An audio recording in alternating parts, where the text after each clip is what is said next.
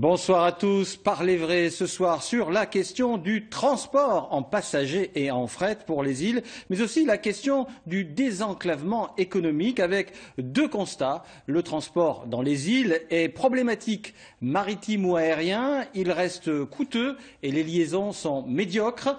Quant au développement économique aux îles, comment le concilier avec le foncier coutumier pour freiner l'exode de la population vers la Grande Terre? Autant d'interrogations que nous allons mettre en débat avec nos quatre invités. Chonou Wayaredri, bonsoir. Bonsoir. Vous êtes membre du mouvement populaire calédonien. À côté de vous, Philippe Ajapounia, bonsoir. Bonsoir. Vous êtes premier secrétaire général adjoint de l'Union calédonienne.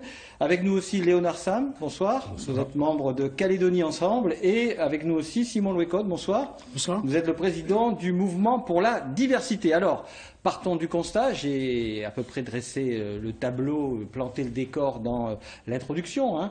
On le sait, le transport c'est crucial pour les passagers, pour les marchandises et pour le tourisme dont on va reparler. Pourtant, ça ne marche pas bien, Chonou Wayaredri. Comment est-ce qu'on fait pour que ça aille mieux ? Tout d'abord, merci de m'avoir invité. Merci de nous réunir ce soir autour de cette thématique qui est, je pense, très importante pour non seulement les habitants des îles, mais surtout qui préoccupe les Calédoniens. Donc, vous avez fait un constat au départ. Donc, on constate une hémorragie démographique des îles. Donc, essentiellement, ces personnes viennent sur Nouméa ou sur le Grand Nouméa. Donc, voilà, ça c'est le constat de départ. Donc, juste un chiffre pour vous donner un ordre d'idée. 22 000 habitants sur les îles en 2004, 17 400 en 2009. Cela confirme l'idée selon laquelle il y a une véritable migration des îles vers la Grande Terre. Comment on parle du transport? Comment est-ce qu'on améliore les choses, Léonard Sam? Comment est-ce que l'aérien, le maritime fonctionne mieux? Et qu'est-ce qu'il faut faire pour cela? Donc, pour aller dans le sens de ce qui vient d'être dit, donc c'est vrai qu'il y a cette population des îles, pour les trois, qui viennent sur Nouméa, et donc ça, il faut freiner cela. Et donc, bien sûr, il y a le problème mais le problème du transport, ça, ça vient après. Mais c'est surtout un problème de développement des îles. C'est-à-dire qu'il faut fixer les gens sur les îles. Et c'est le point crucial. Ça a toujours été dit par les élus politiques des îles. Mais il ne suffit pas, de le dire, mais il faut faire des propositions. Monsieur Léonard Sam, si on rend cher la liaison entre la Grande Terre et les îles, c'est pareil, le problème est dans l'autre sens aussi, c'est-à-dire qu'on ne développera pas économiquement les îles non plus. Vous êtes d'accord? Donc les deux problèmes sont liés. Les deux problèmes sont liés. Pour ce qui est du transport, c'est vrai qu'il y a un effort qui a été fait, donc avec cette continuité, territoriale, mais ce qu'il faut dire, c'est que quelque part, on a mis un petit peu la charrue avant les bœufs, c'est-à-dire donc c'est bien, puisque ça vient en aide aux gens qui n'ont pas les moyens pour payer le transport, mais on a fait quelque chose pour l'aérien, mais il fallait penser avant au maritime. Alors, monsieur Ajapounia, votre avis par rapport à ce qui vient d'être dit, est-ce qu'on n'a pas été assez loin? Oui, bonsoir au pays également. Donc, comme le disaient mes deux prédécesseurs, je pense que ce soir, l'état d'esprit qu'il faille mettre en avant, c'est d'abord le fait que nous soyons tous des Iliens. Ça, c'est le premier aspect. Et que peut-être nos positions partisanes faille que la divergence soit constructive aujourd'hui. Alors justement, quelle est votre divergence constructive, monsieur Ajapounia? Le principe, c'est bien le principe de l'insularité qui définit l'importance du transport aux îles Loyauté. D'accord. Nous avons ce caractère insulaire qui définit les trois îles par rapport à Nouméa où c'est le grand développement sur Nouméa. Donc si hier il y a eu le demande de rééquilibrage, aujourd'hui le rééquilibrage n'est peut-être pas encore à son comble, en tous les cas il faille déterminer. Mais qu'est-ce qu'il faut? Il faut agir sur quoi? Sur les tarifs? Il faut agir sur quoi? Sur les structures importantes, c'est-à-dire plus d'avions? Qu'est-ce qu'il faut faire? Sur quoi il faut agir? Les Calédoniens ont besoin de réponses. Effectivement, donc on va effectivement dans ce sens-là. En termes de transport, il existe le maritime, l'aérien et aussi le terrestre sur place. Parce que peut-être avant de désenclaver, mais ça marche pas. Avant de désenclaver les îles, c'est en panne, c'est en grève ou ça fonctionne pas. Alors qu'est-ce qu'on fait? C'est la spécificité des îles.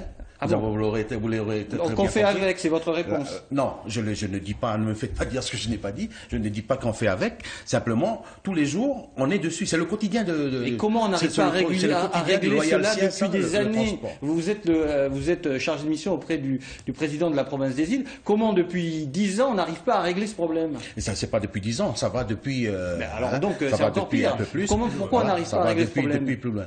D'accord. Alors, votre avis, Simon Louécotte, qui est aussi originaire des îles, comment est-ce qu'on arrive à mieux faire que les transports fonctionnent avec que ce soit moins aléatoire, que ce soit davantage fiable? Davantage de moyens. On a tout essayé en province des îles. Je peux en parler. Je suis élu depuis 1984 au moins en Nouvelle-Calédonie et depuis élu de la province des îles en 1989. En 1989, on n'avait quasiment aucun moyen de désenclavement des îles, sinon 3 twin-otters de la compagnie Air Calédonie, et twin-otters, des avions de 19 places, un caboteur qui desservait les îles Loyauté. Le budget de la province des îles à cette époque-là était tout juste de 9 milliards. Il est de 18 milliards aujourd'hui, et il y en a 14 qui partent dans le fonctionnement, et il n'y en a plus que 4 pour faire du développement. Tout ça pour dire quoi? Tout ça pour dire que ce ne sont plus que des problèmes financiers. C'est aussi des problèmes des moyens adaptés. Mais des moyens adaptés pour qui? Pour transporter tout juste 18 000 personnes, auxquelles il faut ajouter 4 000, 5 000 touristes ou des Calédoniens qui se déplacent, des chefs d'entreprise, des entreprises qui viennent travailler dans les îles. On a tout essayé. Alors Il y a une chose qu'on n'a pas encore essayé, c'est d'ouvrir d'ouvrir les îles Loyauté pour qu'il y ait davantage de monde qui vienne s'y installer. Quand vous dites ouvrir, ça veut dire quoi? Permettre à des gens de l'extérieur de venir peupler les îles. Le transfert de population vers les îles Loyauté sur Nouméa, ça a toujours existé. On n'y pourra rien. Oui, il y a une tradition du voyage. Il y a une tradition du voyage. Donc les gens des îles continueront à venir s'installer à Nouméa, continueront à venir s'installer dans les communes de l'Aglo, viendront s'installer sur la Grande Terre ou iront s'installer ailleurs. C'est humain, c'est dans toutes les sociétés qui vivent sur cette terre, on a connu ça. Mais il faut donner l'occasion à d'autres personnes qui seraient intéressées par venir s'installer dans les îles Loyauté d'y venir. Et à partir de ce moment-là seulement, on pourra penser à des moyens de transport beaucoup plus modernes, beaucoup plus fiables. Et moins coûteux. Parce que le bateau, c'est quand même 12 000 francs aller-retour pour aller dans les îles. L'avion, pour quand on n'est pas résident, c'est 24 000 francs aller-retour. C'est un budget. Quand on est tout seul, ça va, mais quand on est 4 ou 5... Il est évident que si on avait davantage de personnes à transporter vers les îles Loyauté, on y mettrait davantage de moyens. Alors, monsieur Et donc Léonard ça faciliterait davantage les possibilités, donnerait davantage de possibilités aux gens des îles et puis à tous ceux qui veulent voyager, de voyager. Votre avis, monsieur Léonard Sam? C'est pour ça que je parlais tout à l'heure qu'on avait mis la charrue avant les bœufs par rapport à la continuité territoriale. C'est-à-dire qu'il aurait fallu aussi faire la même chose et même peut-être avant de penser à l'aérien, de faire la même chose, plus commencer par le maritime. Parce que maintenant, la situation est de telle sorte qu'il y a beaucoup de gens maintenant qui prennent l'avion parce que c'est moins cher de prendre l'avion. Enfin, je parle des résidents. Et ensuite, ils prennent moins le bateau. Maintenant, pour revenir à ce que disait Simon tout à l'heure, donc par rapport au fait que il faut faire venir plus, de gens aux îles, pour inverser, la vapeur par rapport à cet exode démographique. Moi, je serais plus pour, par rapport à ce qui a été gagné par une certaine lutte sociale pour essayer de diminuer le coût on se souvient des transports. Il aurait fallu plutôt, parce que comme ça ne concerne que les résidents, moi j'aurais été plus pour qu'il y ait plus d'aide, pour faire venir les touristes. C'est-à-dire qu'au lieu de baisser simplement de 10 000, par exemple... les résidents payent 10 000 pour aller dans les îles, en avion. Que ça soit ouvert à tout le monde, et parce que donc ça, c'est pas les résidents qui font développer... Votre souhait, ce serait qu'on baisse les tarifs ce ne sont pas les résidents qui font développer le tourisme. Voilà. Monsieur Chonouyaridri, votre avis sur ce qui vient d'être dit, qu'est-ce que vous partagez ces choses-là? Comment est-ce que vous le ressentez, vous? Vous êtes ilien aussi, donc vous y allez dans les îles, vous voyez combien ça coûte, vous voyez que ça ne marche pas, vous voyez les listes d'attente. Comment est-ce que vous voyez les choses? 2 raisons principales à cela, pour moi, c'est des raisons économiques, on l'a souligné tout à l'heure, mais également des raisons politiques. Depuis 25 ans que la provincialisation est, on va dire, aux mains des indépendantistes, le constat actuellement, il faut faire le bilan de ce qui s'est fait depuis. Donc je ne pense pas que tout a été fait pour améliorer les choses. Et je pense qu'il y a encore des choses à faire. Qu'est-ce que vous feriez, vous? Donc vous êtes pour une alternance, c'est ça? Vous dites, en fait, il faut changer un peu les équipes. peut-être mettre un peu de l'opposition un peu dans tout ça, parce que ce qu'on constate, c'est une migration des gens des îles du nord vers le sud, mais ce qui est incohérent, parce que les gens des îles sont principalement des indépendantistes. Et normalement, ils devraient être contents d'être gouvernés par des indépendantistes. Et ce qu'on voit, on constate le contraire. Ils viennent sur le Grand Nouméa, qui sont justement gouvernés, dirigés par des loyalistes. Donc il y a une incohérence dans tout ça. Je pense que les gens, ils ont besoin de travailler, ils ont besoin d'un toit, et tout ça, on le trouve pas. Ils ont besoin de se projeter dans un projet économique. Votre réaction, Monsieur Ajaponia, à ce paradoxe que vient de souligner Monsieur Ouayaridri, est-ce que les politiques qui ont fait beaucoup de choses, on est d'accord, Monsieur Népehoun a fait énormément de choses. Est-ce qu'il faut une alternance? Est-ce qu'il faut changer des équipes? Comment vous le voyez? Oui, j'écoute avec attention ce que dit Monsieur Ouayaridri. Simplement, je vais simplement dire en termes d'alternance, c'est bien la démocratie qui prime. Lorsqu'il y a les échéances, tout le monde est libre de se présenter. Donc, aussi bien les partis d'obédience de droite que les partis d'obédience de gauche, c'est le résultat des urnes qui font que ce sont ces équipes-là qui sont maintenues. Ça, c'est pour... Et selon vous, si les équipes ne donnent pas satisfaction, il faut les changer ou pas? Alors, en termes de satisfaction ou pas, je pense qu'il y a des choses qui ont été dites, simplement en termes de participation au niveau institutionnel. Il existe les communes, les institutions communales, il existe la province, mais c'est un problème d'envergure pays. C'est aussi le gouvernement de la Nouvelle-Calédonie. On peut aller aussi chercher des financements au niveau de l'État pour tout mettre en place. Simplement, je le redis encore une fois, au niveau du rééquilibrage, au niveau de la mise en œuvre du développement économique sur les îles, l'insularité pose un véritable problème pour les résidents des îles. Votre analyse, Monsieur Louécotte, à ce qui vient d'être dit par rapport à cette question de politique, on va dire, provinciale. Est-ce que les choses sont faites ou vous faites à moitié? Comment est-ce que vous voyez les choses? Oui, on a beaucoup fait. Moi, je suis témoin de beaucoup d'initiatives qui ont été prises dans les îles OET. J'ai même participé pour beaucoup d'entre elles. Et on constate bien que malgré toutes les initiatives, tous les projets que l'on a mis en place dans les îles OET, ça n'a pas empêché les gens des îles de venir s'installer dans le sud ou dans les communes de l'Aglo ou tout simplement sur la Grande-Terre ou alors de partir ailleurs. Donc ça pose bien le problème de la population des îles Loyauté et puis de la population de la Nouvelle-Calédonie. On est à un tournant de l'évolution de la Nouvelle-Calédonie tout entière et du tournant de la province des îles où on se rend bien compte que ce ne sont pas seulement les moyens financiers qui vont faire qu'il y aura un décollage économique. Alors qu'est-ce que c'est? Est-ce qu'il faut... Il faut davantage de monde. Comment peut-on imaginer que l'on puisse développer les îles avec seulement 17 000 habitants? Enfin, ça n'est pas possible. Imaginez seulement 18 milliards de budget par an pour 17 000 habitants. On va développer quoi? On va installer quoi? On va installer des plombiers, on va installer des réparateurs de chauffe-eau, mais pour travailler pour qui? 17 000 habitants seulement? Peut-être que sur les 17 000, il n'y en a que 2 000 qui vont avoir une maison en dur dans laquelle il faudra installer des chauffe-eau solaires, le chauffe-eau tout simplement pour... etc. Enfin, ça n'a pas de sens. Votre analyse, Léonard Sam, par rapport à cette question? Oui, donc il a peut-être raison sur un point, c'est-à-dire que pour faire développer un pays, il faut qu'il y ait du monde. Hein, et donc on est dans une société de consommation, donc il faut des consommateurs. Mais il y a un problème, disons, qui se pose donc aux îles Loyauté, parce qu'on parle de développer donc le pays, les îles, mais le développement est surtout pour empêcher cet exode, disons, qui est constaté. Mais donc il y a des projets. Simon vient de dire qu'il a. Est-ce qu'il y a des projets en cours d'hôtels? Est-ce qu'il y a des projets de tourisme? Écoutez, franchement, en Calédonie, monsieur, on a le tourisme. Voilà. Il y a des plages magnifiques. Il y a des baies magnifiques. Pourquoi est-ce que le tourisme vivote et stagne? On a tout ça, monsieur Rosada. Mais le problème, c'est qu'il faut qu'il y ait de la formation au niveau des îles. Aux îles, il y a un centre de formation. Par exemple, à Lifou, il y a un centre de formation. Et il faudrait, disons, développer ça. Parce que on aura beau développer, mettre en place des projets, des mini-projets, etc. Mais si les gens ne sont pas formés pour assumer, disons, ces projets-là, eh bien, ça ne marchera pas. Il y a combien de projets qui ont été initiés, qui ont été, par exemple, les bateaux de pêche, les élevages disons, de poulets, etc. Eh bien, il n'y a pas qui réussit. Il y a quelques-uns seulement, mais sur la quantité, c'est un échec à chaque fois. Tout simplement parce que les gens ne sont pas formés. Donc, il y a une politique à faire. Je sais que c'est de la compétence, disons, de la Nouvelle-Calédonie, mais il faudrait qu'il y ait, on va dire, une coordination entre la Nouvelle-Calédonie et la province des îles pour faire développer la formation sur les îles par rapport à ces projets. Alors, il y a 2 points que je voudrais reprendre, notamment en termes d'exode. Effectivement, l'exode des îles, quand les résidents des îles partent sur la Nouvelle-Calédonie, c'est parce qu'il faut aller chercher de quoi nourrir les familles. Ça, c'est le premier point. Mais nous ne sommes pas du tout étrangers lorsque l'exode se fait dans le sens des îles vers Nouméa. C'est un phénomène pays, c'est bien un cadre pays. Que ce soit dans le sud où il y a l'usine de Vallée Inco, que ce soit dans le nord avec Vavuto. Je pense que c'est pays. On est tout à fait d'accord. Ça, c'est la première chose.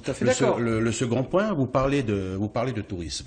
Il y existe un fait aujourd'hui. C'est un peu l'or, on va dire le soleil, l'or, les plages, les touristes, l'argent. Si l'argent demain de la France venait à manquer, c'est le nickel des îles. C'est le nickel des îles. On est d'accord avec ça. Je termine mon explication, s'il vous plaît. Alors, il existe un fait aujourd'hui. Les îles, en termes de tourisme, on voit que c'est un terminus. Le touriste qui vient de l'Europe ou qui vient d'Australie, il est obligé de passer par Nouméa pour se rendre sur les îles. Arrivé aux îles, c'est un terminus. Il doit revenir. Alors que géographiquement, en termes de repères géographiques, les îles, c'est l'ouverture de la Mélanésie. Tout l'autre côté de la barre. Votre proposition, c'est quoi? Tout l'autre côté de la côte ouest. C'est d'aller directement à Lifou, directement à Maré, directement à Ouvéa. Je termine. Tout l'autre côté de la côte ouest, c'est l'Australie qui est en face. Alors que là, les îles, c'est la Mélanésie. Pourquoi ne pas en faire de Wanaha, de Wanaham ou de Wé un port et international, voire régional, comme pour Wanaham? Alors, comme ça. Votre avis, M. Wayariri, est-ce que c'est une bonne solution, ça? Vous savez, vous posez la question tout à l'heure, donc je reviendrai à cette question, mais tout à l'heure, vous posez la question de l'attractivité des îles. Donc on a dit un petit peu des propositions. Sur le secteur du tourisme, il y a beaucoup encore à faire. C'est pas tout d'avoir des belles plages, mais il faut aussi développer tout ce qui est autour, tout ce qui est activité touristique. Je pense qu'il y a une éducation du touriste qu'il faut que les gens des îles doivent adopter. On est très bon sur le ponctuel. Par exemple, la fête du Vivano, il y a pas longtemps, la fête de l'avocate, ça en est très bon. Et, les gens, ils sont contents, ils sont satisfaits quand ils reviennent sur Nouméa. Mais il faut pouvoir pérenniser justement ça, là, Vous savez, dans les îles, monsieur Wayariri, dans les îles, et messieurs aussi, je m'adresse à vous quatre, dans les îles, le tourisme en 2012, c'est 28 000 touristes. À Fidji, c'est plus d'1 million. Alors, on n'est pas moins bon que les Fidjiens, quand même, en Calédonie. Vrai ou faux? À croire que si. Et alors, qu'est-ce qu'il faut faire? Qu'est-ce qu'il faut faire pour qu'on soit aussi bon? Il faut construire davantage de structures hôtelières pour accueillir les gens. Il faut que les gens soient disposés eux-mêmes à accueillir davantage de touristes. Il faut probablement rendre les choses un peu plus difficiles dans les îles pour que les gens prennent conscience que ça ne se fait pas aussi facilement. Il faut parfois que nous mettions un peu de nous-mêmes pour faciliter la construction d'hôtels, pour l'accueil du touriste, etc. Le touriste, quand il vient, il paye. Il faudrait qu'il ait la qualité du service pour lequel Pour vous, c'est trop cher. Trop cher et pas de service. Probablement trop cher et pas suffisamment de service. Oui, juste par rapport parler des moyens, il n'y a pas assez de gens qui viennent dans les îles. Je pense qu'il faut prendre le problème à l'envers. Il faut justement permettre les gens de venir et ne pas attendre plus d'avions, plus de liaisons. Parler tout à l'heure du prix de l'avion.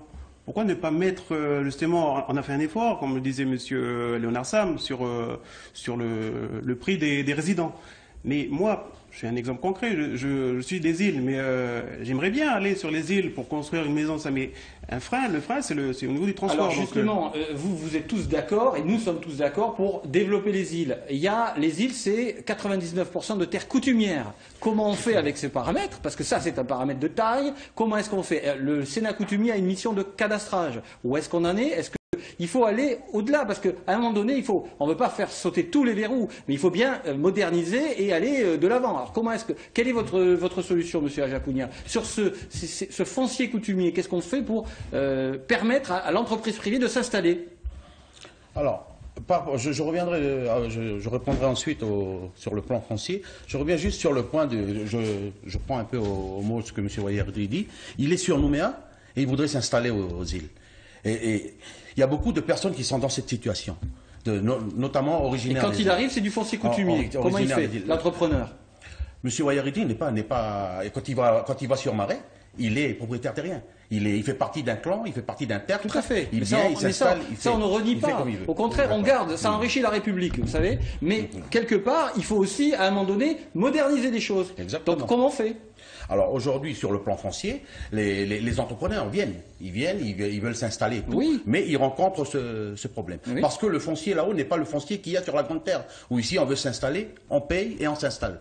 Effectivement, là-haut, il y a tout un palabre à faire, il y a tout un travail de discussion à faire, d'échange, avec notamment les propriétaires terriens. Et c'est un peu ça qui bloque là-haut au niveau des îles. Et vous, quelle est votre solution? Donc nous, au niveau des institutions, il existe ce paramètre de faire le relais, de faire l'interface entre ceux qui veulent venir se développer sur les îles et les propriétaires terriens. Mais comme vous le savez très bien, ce n'est pas facile.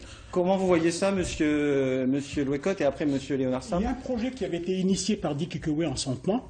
C'était de consacrer 10% des terres de réserve à l'époque, maintenant ce sont les terres coutumières, consacrées pour le développement.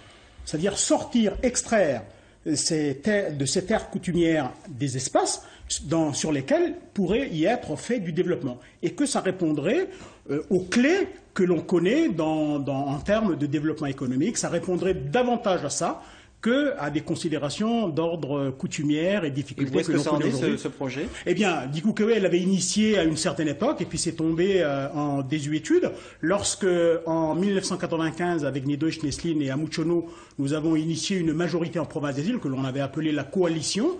Eh bien, une idée comme ça était née sur Ouvéa. On avait commencé à lancer un projet comme ça, puis malheureusement, notre majorité n'a pas duré très très longtemps, et donc on n'a pas pu... Léonard Sam, votre avis par rapport au foncier, là, on est sur justement, Simon a parlé tout à l'heure que pour développer les îles, donc il faut des infrastructures, surtout au niveau touristique, puisque c'est l'or des îles Loyauté.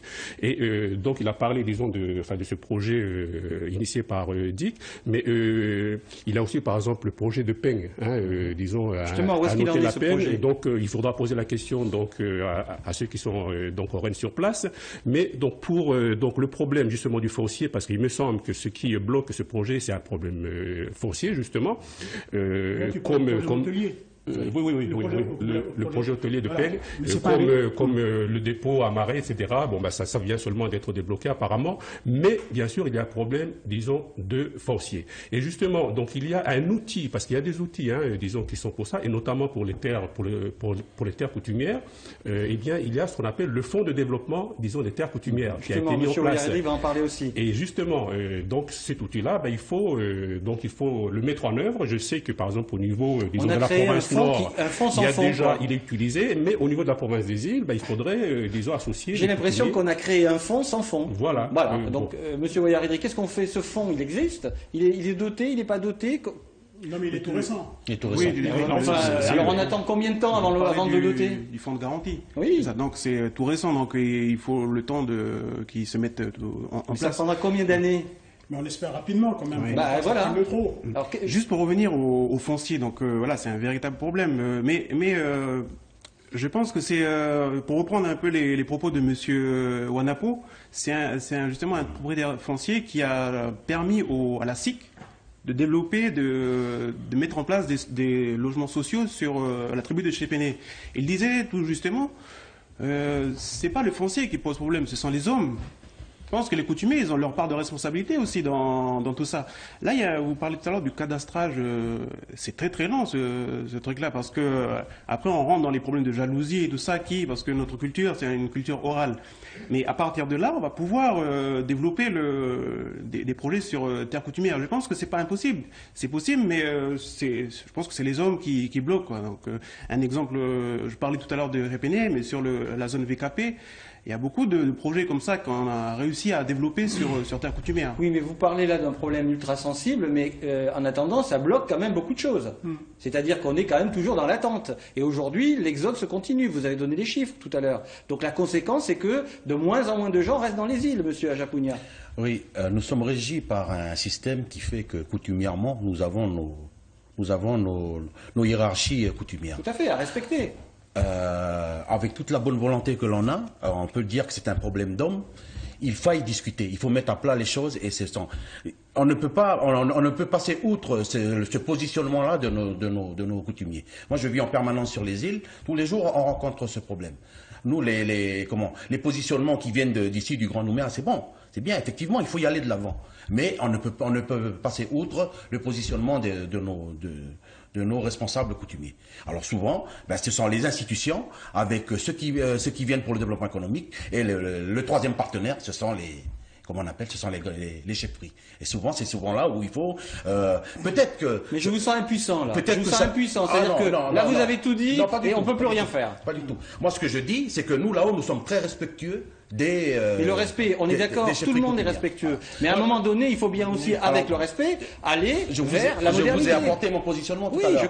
Quand l'exode sur nous, on ne s'exode pas vers la France ou vers l'Europe ou vers l'étranger. Nous avons un processus pays. Nous sommes dans le pays, nous allons chercher du travail à Nouméa comme nous allons chercher du travail dans le Nord. On a tous du respect pour la coutume et les coutumiers et le système. Alors, on arrive au bout de l'émission télé, là, 26 minutes sont écoulées. On va fermer l'antenne de la télé, bien sûr. On va dire que la semaine prochaine, j'ouvre un autre débat sur les politiques familiales et les personnes âgées. On en parlera donc avec nos 4 invités. Vous restez avec nous si vous voulez continuer ce débat sur le développement économique des îles et puis comment concilier coutumes, développement économique. On va aller sur Internet. Vous connaissez notre adresse www.ncpremière.nc. Venez nous retrouver et on continue le débat ensemble. À la semaine prochaine.